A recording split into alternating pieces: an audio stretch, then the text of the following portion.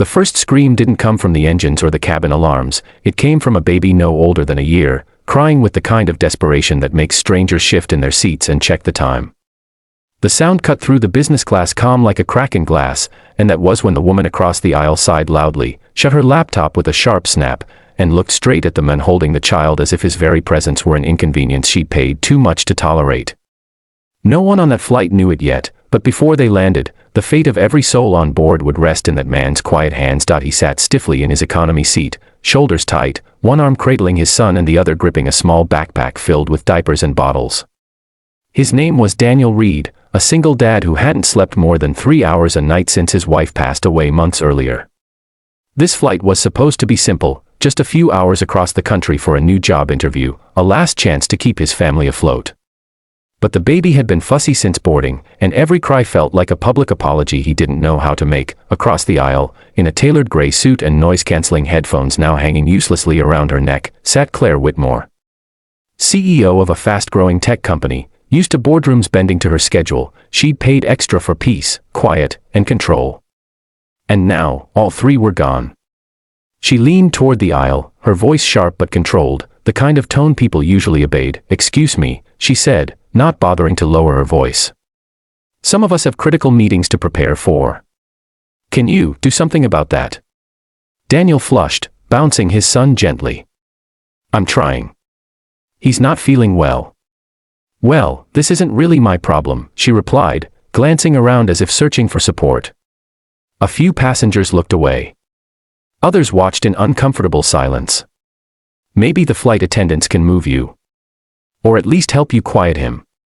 The words landed heavier than she intended, but she didn't notice.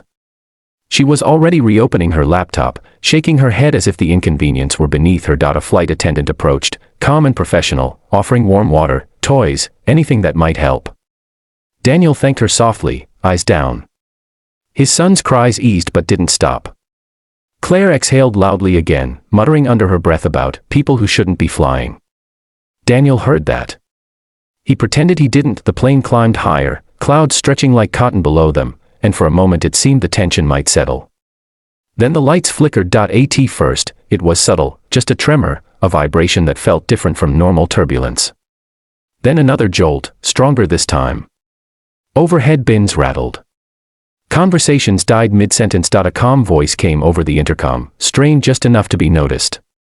"Ladies and gentlemen, this is your captain.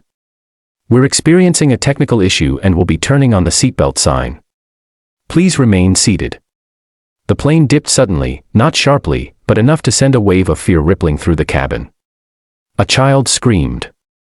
Someone gasped. Claire's hand froze on her keyboard. Minutes passed. Too many minutes.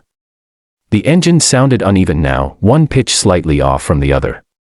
The baby in Daniel's arms went silent, as if sensing something was wrong, his small fingers clutching his father's shirt. Then the intercom clicked again, this time without the practiced calm. "Ladies and gentlemen," the captain said, voice tight, "we have a serious situation. We've lost partial control of our flight systems." The cabin filled with whispers, prayers, shallow breathing. There was a pause. "A long one, is there?" the captain continued, urgency creeping in. "Any fighter pilot on board?" The question hit the cabin like a shockwave. Claire's breath caught. Her eyes darted around, suddenly wide, suddenly human. People looked at one another, confused, terrified. No one spoke, except Daniel. He didn't stand right away. He didn't announce himself dramatically.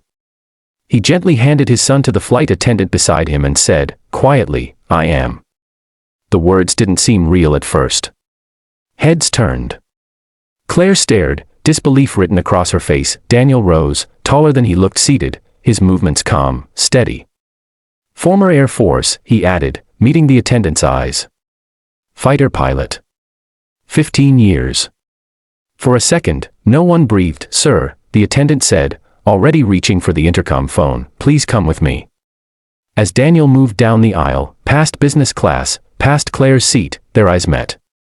The woman who had mocked him minutes earlier now looked at him like he was the last lifeboat on a sinking ship. The cockpit was chaos, alarms blaring, screens flashing warnings, the co-pilot working frantically.